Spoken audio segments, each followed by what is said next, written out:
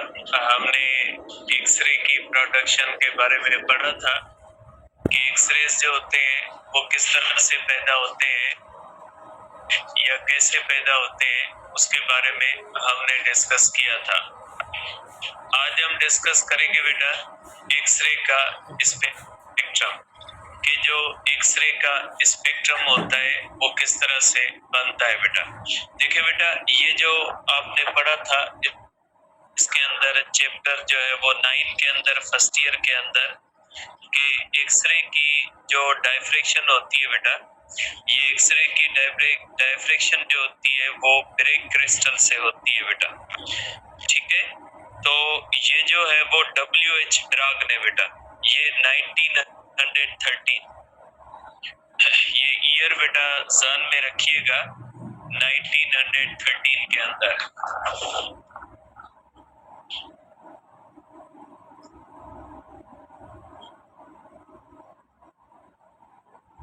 देखिए बेटा, एक्सरे का पहली बात ये कि स्पेक्ट्रम हम बनाते क्यों है। देखिए बेटा, स्पेक्ट्रम बनाने का मकसद ये होता है कि हम किसी भी सोर्स ऑफ लाइट में से निकलने वाली लाइट की फ्रीक्वेंसी और वेवलेंथ मेजर कर सके। तो किसी भी सोर्स ऑफ लाइट में से निकलने वाली लाइट की जब हम फ्रीक्वेंसी और वेवलेंथ मेजर करना चाहते हैं तो उसका स्पेक्ट्रम बनाते हैं। आपने चैप्टर 9 फर्स्ट ईयर के अंदर पढ़ा था कि एक्सरे की वेवलेंथ बहुत ही छोटी होती है और आम तरह से एक्सरे का डायफ्रेक्शन भी नहीं होता और आम तरीके से एक्सरे का स्पेक्ट्रम नहीं बनाया जा सकता। तो बेटा WH ब्राग जो था, WH ब्रेग ने 1913 के अंदर क्रिस्टल को इस्तेमाल करके क्रिस्टल की मदद से एक्सरे का स्पेक्ट्रम बनाया और एक्सरे का स्पेक्ट्रम बना के एक्सरे की वेवलेंथ को मेजर किया गया। तो आप कह सकते हैं कि 1913 के अंदर WH ब्राग ने सबसे पहले एक जो है वो क्रिस्टल को इस्तेमाल करके एक्सरे स्पेक्ट्रम बनाया और एक्सरे का स्पेक्ट्रम बना के वेवलेंथ ऑफ एक्सरे मेजर की गई और उसको ब्रेक क्रिस्टल हम कहते हैं बेटा। तो आप कहोगे कि इन 1913 बेटा, इन 1913 WH ब्रेग, ठीक है, measured wavelength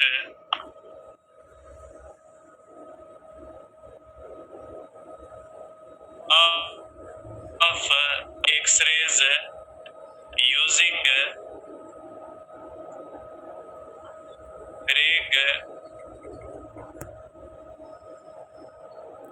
crystal.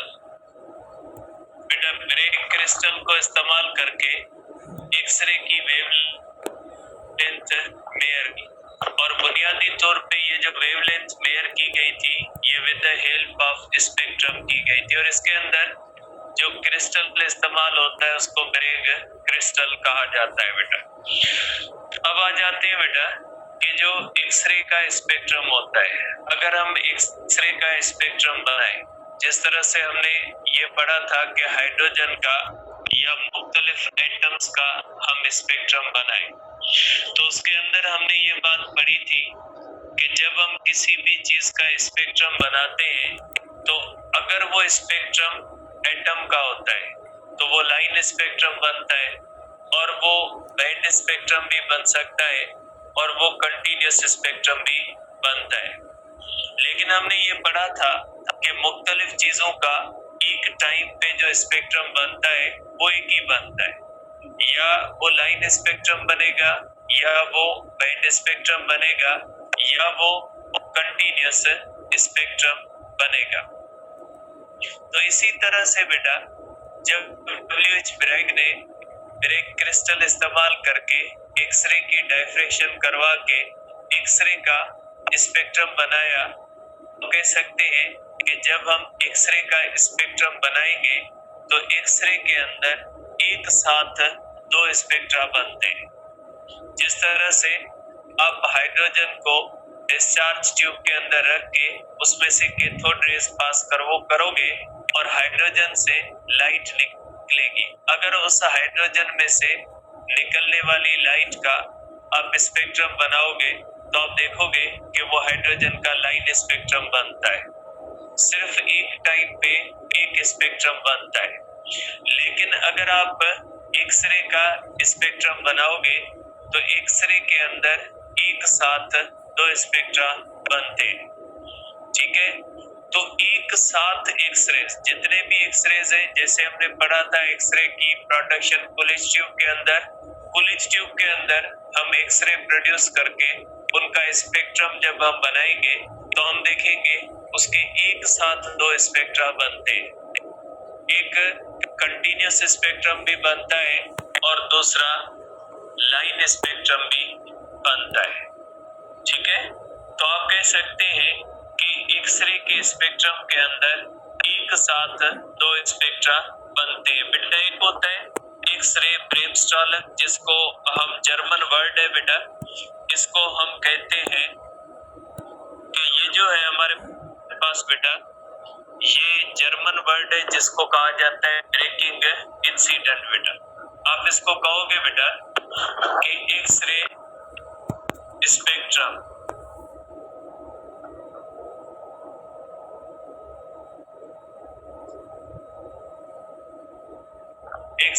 Spectrum consistence है।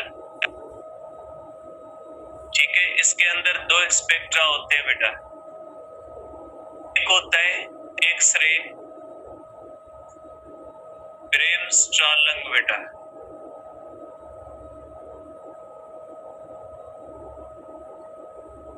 एक्सरे ब्रेमस्टॉलन, इसके अंदर कंटिन्यूअस स्पेक्ट्रम बनता है बेटा। ठीक है, और दूसरा इसके अंदर लाइन स्पेक्ट्रम बनता है बेटा। लाइन स्पेक्ट्रम या इसके अंदर जो बनता है बेटा, इसको हम कहते हैं कैरेक्टरिस्टिक स्पेक्ट्रम बेटा। लाइन स्पेक्ट्रम या इसको हम कहते हैं कैरेक्टरिस्टिक स्पेक्ट्रम।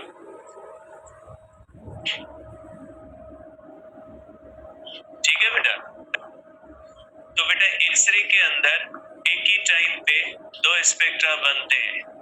एक कंटिन्यूअस स्पेक्ट्रम बनता है और दूसरा कौन सा स्पेक्ट्रम बनता है? लाइन स्पेक्ट्रम बनता है। बेटा एक्सरे के अंदर एक ही टाइम पे एक ही वक्त में दो स्पेक्ट्रा बनते हैं। एक लाइन स्पेक्ट्रा बनता है और दूसरा कंटिन्यूअस स्पेक्ट्रा बनता है। कंटिन्यूअस स्पेक्ट्रा का नेम होता है बेटा एक्सरे ब्रेमस्टॉलन। ये जर्मन वर्ड है जिसका मतलब होता है बेटा ब्रेकिंग इंसिडेंट। अब ये ब्रेकिंग इंसिडेंट क्या होता है आगे खुद ब खुद आ जाएगा, तो हम अब इसको एक्सप्लेन करेंगे बेटा कि एक्सरे के अंदर ये दो स्पेक्ट्रा क्यों बनते हैं। वैसे तो जनरली मुख्तलिफ चीजों का सिर्फ एक स्पेक्ट्रा बनता है, या लाइन बनेगा या बैंड बनेगा या कंटिन्यूअस बनेगा, लेकिन एक्सरे के अंदर ऐसा क्या होता है कि एक ही टाइम पे उसके दो स्पेक्ट्रा बनते हैं।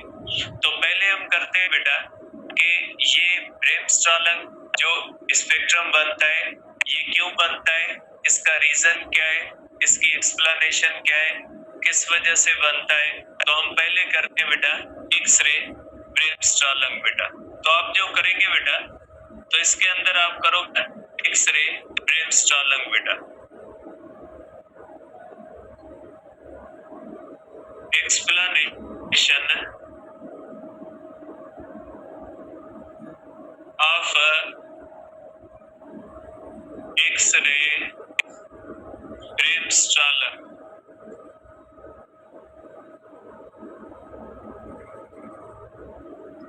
एक्सरे ब्रेमस्टॉलन की एक्सप्लेनेशन हम करेंगे बेटा। देखिए बेटा रेनबो एक कंटिन्यूअस स्पेक्ट्रम है।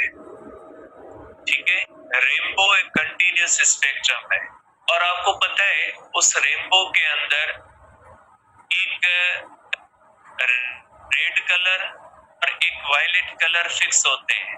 बेटा जो विजिबल लाइट होती है उसका स्पेक्ट्रम जो होता है वो फिक्स होता है, उसकी एंड स्टेट्स फिक्स होती है। अब ये एंड स्टेट्स का मकसद क्या होता है बेटा? देखिए, अगर व्हाइट लाइट का आप स्पेक्ट्रम बनाओगे तो उसके अंदर सबसे बड़ी वेवलेंथ हम 400 नैनोमीटर, सॉरी सबसे बड़ी वेवलेंथ हम 700 नैनोमीटर रेड कलर की कंसीडर करते हैं और सबसे छोटी वेवलेंथ हम 400 नैनोमीटर वायलेट कलर की कंसीडर करते हैं। तो देखिए, आम तरह से ये जो सनलाइट होती है इसका जो कंटिन्यूस स्पेक्ट्रम होता है इसके बारे में हम कहते हैं कि ये स्पेक्ट्रम जो होता है इसकी एंड स्टेट्स फिक्स होती है, इसकी एंड फिक्स होती है कि ये यहाँ से शुरू होकर यहाँ पे खत्म होना है। आपने हाइड्रोजन का स्पेक्ट्रम भी पढ़ा है, उस हाइड्रोजन के स्पेक्ट्रम के अंदर भी आपने ये पढ़ा है कि ये जो हाइड्रोजन का स्पेक्ट्रम बनता है इसके अंदर भी वेवलेंथ फिक्स होती है। अगर हम बाल्मर सीरीज को देख लें तो बाल्मर सीरीज की सबसे बड़ी वेवलेंथ होती है 656 नैनोमीटर और सबसे छोटी वेवलेंथ होती है 410 नैनोमीटर। आप हाइड्रोजन में से अगर बाल्मर सीरीज बनाओगे तो आप कुछ भी करके इसकी बाल्मर सीरीज बनाएं, लेकिन इसकी एंड स्टेट्स फिक्स होती है। बाल्मर स्टेट की एंड स्टेट्स 656 और 410 नैनोमीटर है। ऐसा क्यों होता है? इसलिए कि ये जो हाइड्रोजन के अंदर बाल्मर सीरीज बनती है ये उस इलेक्ट्रॉन की वजह से होती है जो इलेक्ट्रॉन इनर शेल ट्रांजिशन करता है। ये जो इनर शेल ट्रांजिशन होती है इसके अंदर बनने वाला जो स्पेक्ट्रम होता है ये फिक्स होता है।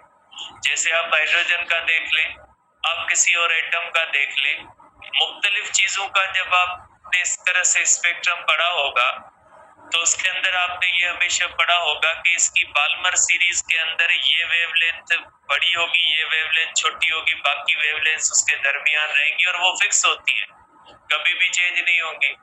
आप हाइड्रोजन को कुछ भी लो, लेकिन अगर आप उसकी बाल्मर सीरीज बनाओगे तो उसमें सबसे बड़ी वेवलेंथ 650 होगी और सबसे छोटी वेवलेंथ होगी 410, क्योंकि ये लाइट उन इलेक्ट्रॉन्स की वजह से इमिट होती है जिनकी स्टेट्स फिक्स होती है। अब हाइड्रोजन की स्टेट्स चेंज तो नहीं हो सकती जिसकी वजह से जो विजिबल लाइट हो उसकी डिफरेंट वेवलेंथ्स हाइड्रोजन के अंदर पैदा हो सके। तो हम कहते हैं कि ये जो हाइड्रोजन का स्पेक्ट्रम होता है ये स्पेक्ट्रम किसकी वजह से बनता है?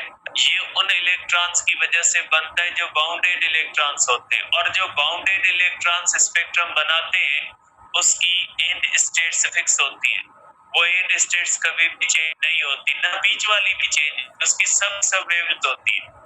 एंड स्टेट्स में टर्म इस्तेमाल कर रहा हूँ, ऐसा आप नहीं समझिएगा बीच वाली वेवलेंथ जैसे 435 होता है या मुख्तलिफ वो जो होंगी वो नहीं, कोई भी चेंज नहीं होगा, क्योंकि ये जो आम तरह से हम स्पेक्ट्रम पढ़ते हैं ये स्पेक्ट्रम हम उन इलेक्ट्रॉन्स का पढ़ते हैं जो इलेक्ट्रॉन्स बाउंडेड होते हैं, फिक्स ऑर्बिट्स के अंदर होते हैं, उनके पास और कोई चॉइस नहीं होती, उनकी एनर्जी डिफरेंसेस हमेशा कांस्टेंट रहते हैं, उनकी एनर्जी लेवल्स चेंज नहीं हो सकते, एनर्जी डिफरेंसेस चेंज नहीं हो सकते।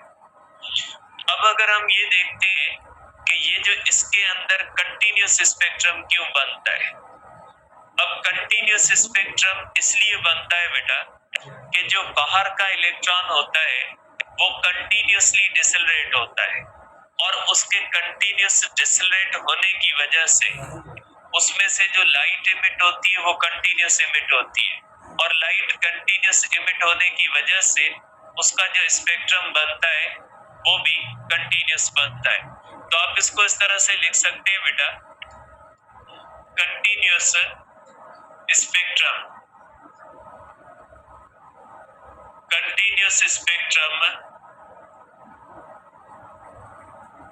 is formed due to light emitted by highly accelerated electron which is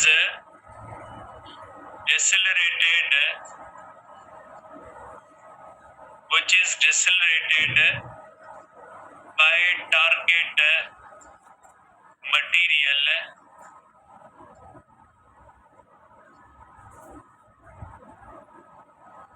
ठीक है due to breaking incidents बेटा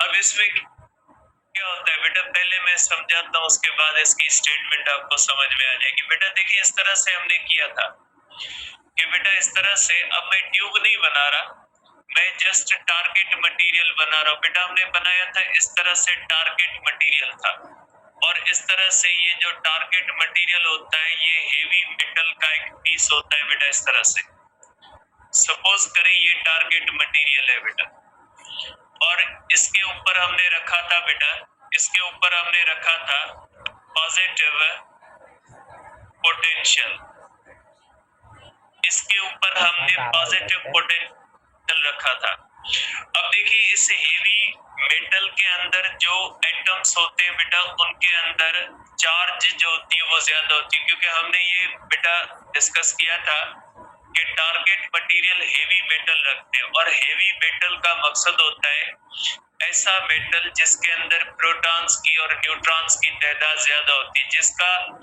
चार्ज नंबर भी ज्यादा होता है, मास नंबर भी ज्यादा होता है। सपोज करें ये इसके अंदर इस तरह से पॉजिटिव और निगेटिव इस तरह से एटम्स होते हैं बेटा, इस तरह से।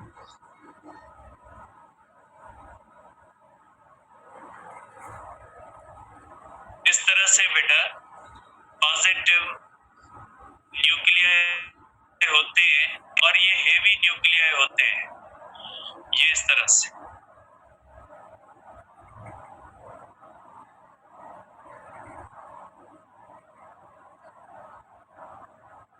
ठीक है बेटा, इस तरह से इसके अंदर बेटा हेवी न्यूक्लियाई होते हैं। अब यहाँ पे क्या होता है बेटा, यहाँ पे हमने पढ़ा था कि ये इस तरह से बेटा इसके अंदर फिलामेंट होता है बेटा, कूलिंज ट्यूब हम पढ़ चुके हैं, और इसके ऊपर हम देते हैं बेटा करंट। जब हम इसको करंट देते हैं बेटा तो इसमें से निकलते हैं ये इलेक्ट्रॉन। अब इन इलेक्ट्रॉन्स को मैं बेटा रेड बना लेता हूँ, इस तरह से इनमें से निकलते हैं बेटा इलेक्ट्रॉन, ठीक है। और इन इलेक्ट्रॉन्स की काइनेटिक एनर्जी हमने पढ़ी थी कि इनकी काइनेटिक एनर्जी प्रोपोर्शनल होती है पोटेंशियल से। यहाँ पे जितना पोटेंशियल, क्योंकि बेटा हम यहाँ पे पॉजिटिव पोटेंशियल रखते हैं और इस पोटेंशियल को कहा जाता है एक्सीलरेटिंग पोटेंशियल बेटा। इस पोटेंशियल को हम कहते हैं एक्सीलरेटिंग पोटेंशियल बेटा, ठीक है। अब क्या होता है बेटा, ये इलेक्ट्रॉन जब इस तरह से निकलते हैं तो ये इलेक्ट्रॉन बेटा बहुत तेजी के साथ, ये इलेक्ट्रॉन इस तरह से बहुत हाई स्पीड के साथ बेटा ये इलेक्ट्रॉन आगे टारगेट मटेरियल के ऊपर लगते हैं, और जैसे बहुत ज्यादा हाई, क्योंकि काइनेटिक एनर्जी किसके बराबर है बेटा, काइनेटिक एनर्जी जो होती है वो डायरेक्टली प्रोपोर्शनल है पोटेंशियल, बहुत ज्यादा वेलोसिटी के साथ काइनेटिक एनर्जी के साथ ये आके टारगेट मटेरियल पे फॉल करेंगे बेटा। और टारगेट मटेरियल पे जब फॉल करेंगे तो इलेक्ट्रॉन होता है पेनिट्रेटिंग पार्टिकल, और ये इलेक्ट्रॉन टारगेट मटेरियल के अंदर घुस जाएगा, ये टारगेट मटेरियल के अंदर जाएगा, और जैसे ही ये टारगेट मटेरियल के अंदर जाएगा तो ये जो हेवी न्यूक्लिया है ये क्या करेंगे, इसको अट्रैक्ट करेंगे अपनी तरफ, और अट्रैक्ट करके इसको रोकने की कोशिश करेंगे, क्योंकि पॉजिटिव चार्ज नेगेटिव चार्ज को क्या करती है, अट्रैक्ट करती है। तो ये जो हेवी न्यूक्लियाई होंगे, ये इस बाहर से आने वाले हाईली एक्सीलेटेड इलेक्ट्रॉन, ये इसको हम कहते हैं हाईली एक्सीलेटेड इलेक्ट्रॉन, क्योंकि ये पोटेंशियल जो होता है, इसका ऑर्डर होता है बेटा, ये इसका ऑर्डर होता है किलो वोल्ट्स के अंदर। आप देख सकते हैं बेटा आपके बुक के अंदर, पेज नंबर मैं आपको बता देता हूँ बेटा, ये हमारे पास है कि ये बेटा हमारे पास जो होता है 286 पेज के ऊपर बेटा ये पोटेंशियल लिखे हो बेटा, ये देखें, ये बहुत ज्यादा हाई पोटेंशियल जो है वो 286 पे तकरीबन बेटा 20 किलो वोल्ट या जो है वोल्ट या 25 किलो वोल्ट या 30 मींस 20,000 वोल्ट 25,000 वोल्ट इतना हाई पोटेंशियल होता है। और जब इतना हाई पोटेंशियल दोगे तो ये जो इलेक्ट्रॉन होता है बेटा, ये इस तरह से बहुत तेजी के साथ इसके ऊपर फॉल करेगा और इसके अंदर जाएगा बेटा। ये इलेक्ट्रॉन जैसे ही इसके अंदर जाएगा बेटा, तो ये हेवी न्यूक्लियाई क्या करेंगे, हेवी न्यूक्लियाई इस इलेक्ट्रॉन को रोकने की कोशिश करेंगे, और इलेक्ट्रॉन क्या होगा, डिसेलरेट होगा। इलेक्ट्रॉन जब डिसेलरेट होगा तो ये इसकी काइनेटिक एनर्जी को लूज करेगा, ये अपनी काइनेटिक एनर्जी लूज करेगा, और काइनेटिक एनर्जी लूज करेगा दो तरीकों से, एक तो उसके अंदर हीट पैदा होगी, और दूसरी उसके अंदर रेडिएशन पैदा होगी, और उस रेडिएशन को हम एक्सरेज कहते हैं, हमने पढ़ा है। तो ये जब इलेक्ट्रॉन यहाँ पे डिसेलरेट होगा तो ये इलेक्ट्रॉन कंटिन्यूसली डिसेलरेट होगा, ये कंटिन्यूसली डिसेलरेट होगा, और इसकी वजह से ये जो एक्सरेज बनेंगे ये कंटिन्यूसली एक्सरेज निकलेंगे, और इनका जो स्पेक्ट्रम बनेगा ये कंटिन्यूस रेज है, continuous range form continuous spectrum बेटा। ये जो कंटिन्यूस रेज होते हैं बेटा, ये कौन सा स्पेक्ट्रम बनाते हैं, कंटिन्यूस स्पेक्ट्रम बनाते हैं। तो बेटा कंटिन्यूस स्पेक्ट्रम जो होता है वो किस वजह से बनता है, ये इन रेज की वजह से, और इन रेज को कहा जाता है बेटा हार्ड एक्सरेज, इनको हम कहते हैं बेटा हार्ड एक्सरेज। ये जो बाहर का हाईली एक्सीलेटेड इलेक्ट्रॉन होता है, और ये बेटा एटम जो इसको अट्रैक्ट करके रोकने की कोशिश करता है, तो ये जो इंटरेक्शन होता है बिटवीन इलेक्ट्रॉन एंड एटम, इसको कहा जाता है ब्रेकिंग इंसिडेंट। इसको हम क्या कहते हैं बेटा, इसको हम कहते हैं ब्रेकिंग इंसिडेंट, कि जब हाईली एक्सीलेटेड इलेक्ट्रॉन किसी भी टारगेट मटेरियल के अंदर जाता है, तो टारगेट मटेरियल के अंदर जाने से जैसे ही वो टारगेट मटेरियल के अंदर घुसता है, तो उसके अंदर जो हेवी न्यूक्लियाई होते हैं वो इलेक्ट्रॉन को अट्रैक्ट करके रोकने की कोशिश करते हैं। तो ये इलेक्ट्रॉन और न्यूक्लियस के दरमियान जो इंटरेक्शन होता है इसको ब्रेकिंग इंसिडेंट कहा जाता है। इस ब्रेकिंग इंसिडेंट की वजह से जो बाहर से आने वाला इलेक्ट्रॉन है वो कंटिन्यूसली डिसेलरेट हो, और कंटिन्यूसली डिसेलरेट होने से इसमें से जो एक्सरेज निकलेंगे वो कंटिन्यूस एक्सरेज निकलेंगे, और उनका जो स्पेक्ट्रम बनेगा वो कंटिन्यूस स्पेक्ट्रम बनेगा। तो कंटिन्यूस स्पेक्ट्रम उस इलेक्ट्रॉन की रेडिएशन की वजह से बनता है, जो बाहर से आने वाला इलेक्ट्रॉन कंटिन्यूसली जो है वो इस तरह से इसमें से इमिट होता है।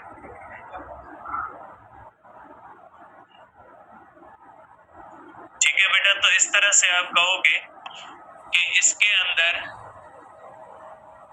एन स्टेट्स जो होती है बेटा, आप इसको यहाँ पे लिखोगे कि N states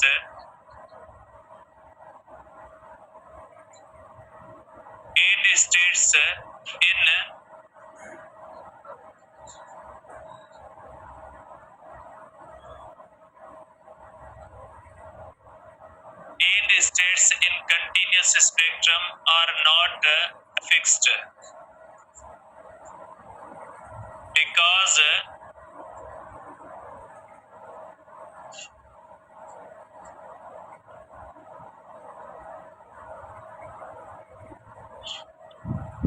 wavelengths emitted are not fixed। बेटा इसके अंदर ये जो वेवलेंथ इमिट होती है ना, ये फिक्स नहीं होती। जिस तरह से हाइड्रोजन के लाइन स्पेक्ट्रम के अंदर फिक्स होती है ना, इसी तरह से इस स्पेक्ट्रम के अंदर फिक्स नहीं होती। क्यों फिक्स नहीं होती? क्योंकि बेटा इसकी अपनी एनर्जी फिक्स नहीं होती। हाइड्रोजन के एटम के अंदर जो इलेक्ट्रॉन्स होते हैं उनकी तो एनर्जी फिक्स होती है, लेकिन इसकी एनर्जी किस पे डिपेंड करती है? पोटेंशियल पे। यहाँ पे आप पोटेंशियल चेंज करोगे, इसकी काइनेटिक एनर्जी चेंज होगी, तो उससे निकलने वाली रेडिएशन की भी एनर्जी चेंज होगी। इसलिए ये जो स्पेक्ट्रम बनता है ये बाउंडेड इलेक्ट्रॉन्स का नहीं बनता, ये उन इलेक्ट्रॉन्स का बनता है। ये उन इलेक्ट्रॉन्स का बनता है जो इलेक्ट्रॉन फ्री इलेक्ट्रॉन है, बाहर से आने वाला इलेक्ट्रॉन है, जिसकी अपनी एनर्जी फिक्स नहीं है, जिसकी अपनी एनर्जी पोटेंशियल पे डिपेंड करती है, इसलिए इसकी एंड स्टेट्स फिक्स नहीं है। और इसकी वेवलेंथ जो होती है वो डिपेंड किस पे करती है? अप्लाइड पोटेंशियल पे डिपेंड करती है बेटा। तो आप कहोगे कि continuous spectrum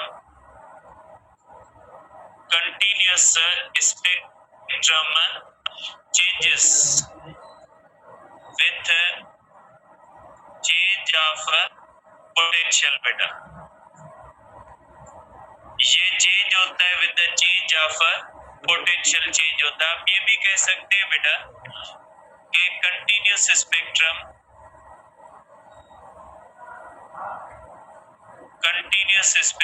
changes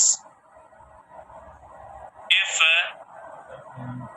एक्सीलेटिंग potential changes बेटा। एक्सीलेटिंग पोटेंशियल को चेंज करेंगे तो कंटिन्यूअस स्पेक्ट्रम की फ्रीक्वेंसीज वेवलेंथ चेंज हो जाएगी। एक्सरे के अंदर जो कंटिन्यूअस स्पेक्ट्रम होता है, अगर यहाँ पे आप पोटेंशियल चेंज करोगे तो इससे निकलने वाले एक्सरेज की फ्रीक्वेंसीज वेवलेंथ चेंज हो जाएंगी, इसलिए कंटिन्यूअस स्पेक्ट्रम की फ्रीक्वेंसीज वेवलेंथ चेंज हो जाएगी। ये फिक्स नहीं होती लाइक हाइड्रोजन स्पेक्ट्रम। क्यों फिक्स नहीं होती? क्योंकि हाइड्रोजन के स्पेक्ट्रम के अंदर इनर्शियल ट्रांजिशन होती है। इनर्शियल ट्रांजिशन नहीं है, ये बाहर से आने वाला एक फ्री इलेक्ट्रॉन है, उस फ्री इलेक्ट्रॉन की एनर्जी खुद की इलेक्ट्रॉन की एनर्जी फिक्स नहीं होती, उसकी एनर्जी अप्लाइड पोटेंशियल पे डिपेंड करती है। तो अप्लाइड पोटेंशियल को चेंज करने से उसमें से निकलने वाली एनर्जीज जो होती है वो चेंज हो जाती है। ठीक है, तो ये ध्यान में रखिएगा कि ये जो कंटिन्यूअस स्पेक्ट्रम होता है ये डिपेंड करता है अप्लाइड पोटेंशियल पे। ठीक है, आप कह सकते हैं कि कंटिन्यूअस स्पेक्ट्रम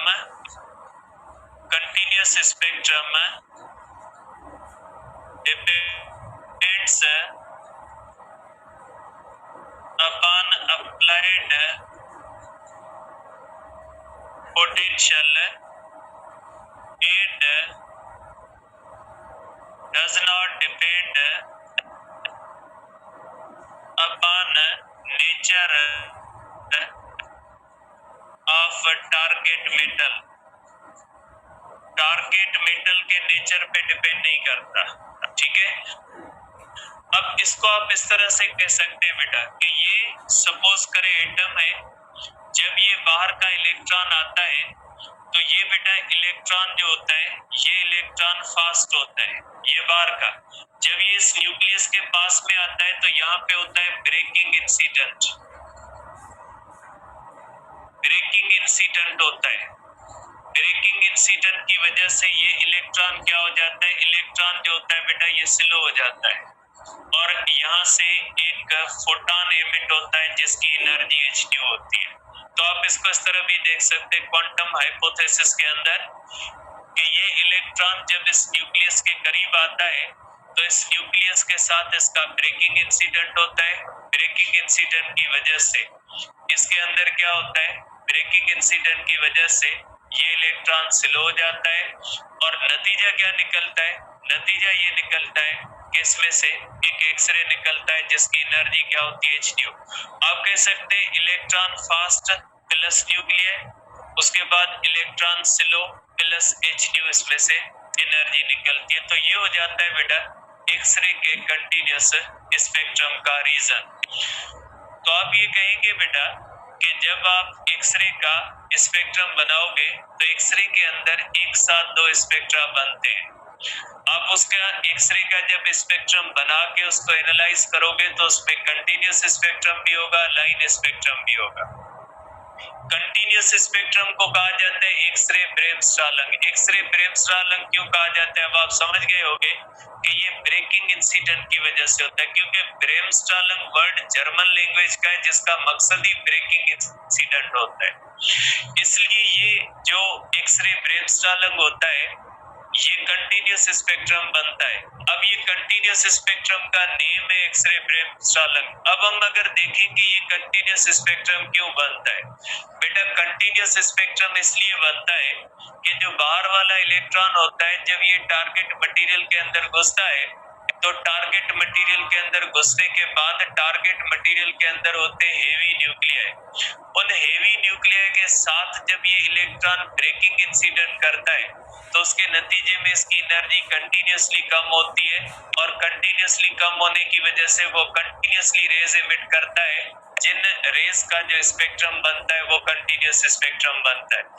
अब ये जो कंटिन्यूस स्पेक्ट्रम बनता है इसके अंदर जो एक्सरेज की फ्रीक्वेंसीज और वेवलेंथ्स होती हैं जिनको हम एंड स्टेट्स कहते हैं स्पेक्ट्रम की, ये फिक्स नहीं होती, क्योंकि ये कोई इलेक्ट्रॉन इनर्शियल ट्रांजिशन वाला फिक्स इलेक्ट्रॉन नहीं लाइक हाइड्रोजन। ये वो इलेक्ट्रॉन है जो बाहर से आते हैं, इसकी अपनी एनर्जी फिक्स नहीं होती, क्योंकि इसकी एनर्जी को आप चेंज कर सकते हैं एक्सीलेटिंग पोटेंशियल को चेंज करके। इसलिए आप एक्सीलेटिंग पोटेंशियल चेंज करोगे तो इसमें से निकलने वाली फ्रीक्वेंसीज जो होंगी वो चेंज हो जाएंगी और कंटिन्यूस स्पेक्ट्रम चेंज हो जाएगा। तो आप कह सकते हैं कि कंटिन्यूस स्पेक्ट्रम उन हार्ड एक्सरेज का बनता है। ऐसे एक्सरेज को हार्ड एक्सरेज कहा जाता है। तो हार्ड एक्सरेज की वजह से बनता है जो इस इलेक्ट्रॉन के कंटिन्यूसली डिसलेट होने की वजह से बनते हैं और इसके अंदर एट से लेम्डा मैक्सिमम और मिनिमम फिक्स नहीं होती और इसके अंदर निकलने वाली जो वेवलेंथ होती है वो डिपेंड किस पे करती है, वो डिपेंड करती है एक्सीलेटिंग पोटेंशियल पे। एक्सीलेटिंग पोटेंशियल को बढ़ा दोगे तो इसमें से निकलने वाली जो फ्रीक्वेंसीज और वेवलेंथ्स होंगी बढ़ जाएंगी, अगर कम कर दोगे तो कम हो जाएंगी, क्योंकि ये इनर्शियल ट्रांजिशन नहीं है, ये एक फ्री इलेक्ट्रॉन की डिसलरेशन है। ये एक अलग केस है, वो आम स्पेक्ट्रम की तरह नहीं होता कि अप एंड डाउन एक फिक्स ऑर्बिट्स के अंदर नहीं इनकी up and down inertial transition हो रही है। तो ये हो जाएगा बेटा कंटिन्यूस स्पेक्ट्रम बनने का सबब। कल इंशाल्लाह हम डिस्कस करेंगे लाइन स्पेक्ट्रम। बेटा अब ये जो 19 और 20 चैप्टर है तो ये सिंध के अंदर दोनों अलग दिए हुए हैं और पंजाब और केपीके के अंदर किसी में साथ दिए हुए किसी में अलग दिए हुए। तो हम जो टॉपिक पढ़ेंगे वो पहले तीनों बुक से। अब आप कुछ बच्चों ने मैसेज किया था कि हम अब उसमें ये 19 चैप्टर है उसमें नेम चैप्टर के अलग है, बाकी टॉपिक्स हैं। उन टॉपिक्स को जो पढ़ेंगे हम तो जो टॉपिक्स होंगे आप सिंध से भी पढ़ लीजिएगा, आप बाकी किसी भी बुक से भी आप पढ़ लें, कोई मसला नहीं, पंजाब से पढ़ लें, जहाँ से भी पढ़ लें। और दूसरी बात कि बेटा मुख्तलिफ जैसे किसी ने एक पोस्ट भेजी कि आप फिजिक्स के लिए सिर्फ ये चैप्टर पढ़े 17 ये पढ़े, अब ये जो है वो पोस्ट फेक है या रियल है। तो बेटा आपको पोस्ट तो देने की जिम्मेदारी होती है, हमने ऐसी कोई पोस्ट दी नहीं है कि आप केमिस्ट्री के अंदर ये पढ़े, फिजिक्स के अंदर ये पढ़े, बायोलॉजी के अंदर, हमने तो ऐसी पोस्ट नहीं दी। तो हम उसका आपको जवाब क्या दें कि ये पोस्ट रियल है या फेक है। रियल या फेक आप पीएमसी के बारे में पूछ सकते हैं, लेकिन अब तो आप सब सोशल मीडिया से कनेक्टेड हैं, तो आपको जो भी चीज रियल या फेक देखनी है आप पीएमसी के फेसबुक पेज पे चले जाएं या पीएमसी की वेबसाइट पे चले जाएं, आपको वहां पे वो चीज अगर नजर आ जाती है तो मीन्स रियल है, अगर नहीं आती तो मीन्स वो फेक है। ठीक है, जब तक कोई भी चीज ऑफिशियल कोई भी ऐसी, और ऐसे कैसे होगा कि फिजिक्स का सिर्फ 18 और 17 चैप्टर पढ़े बस आपकी टेस्ट हो जाएगी। तो ये कुछ सोचने की बातें होती है। अब किसी ऐसे पेज बहुत सारे होते हैं उनके ऊपर जो है वो इस तरह की चीजें आती रहती है। तो अगर आपको कोई रियल चीज देखनी है कोई पीएमसी के बारे में है कि डेट क्या है, चेंज क्या है, कितने दिनों तक रजिस्ट्रेशन चलेगी, क्या होगा, ये सब की सब डिटेल्स जो होती है ये पीएमसी के ऑफिशियल पेजेस होते हैं, उनको आप लाइक कर लें, उनके ऊपर आपको मिल जाएंगी, आपको किसी से पूछने की जरूरत नहीं है, उसको वेरीफाई करने की जरूरत नहीं है कि ये रियल है या फेक है। ऑफिशियल चीजें आजकल वेबसाइट्स भी मौजूद है, पेजेस भी मौजूद है, ट्विटर पे आप देख सकते हैं, फेसबुक पे देख सकते हैं, रियल पेजेस को लाइक कर ले, उसके ऊपर डिटेल्स आती रहेगी। बाकी ऑफिशियल पेजेस के सिवा किसी भी और पेज पे जो चीज आती है वो तब तक फेक कहलाएगी जब तक ऑफिशियली ऐसी अनाउंसमेंट नहीं होती। ठीक है, इसलिए आप इसको जो है वो ध्यान में रखिएगा बेटा, तो आपका ऑफिशियल और फेक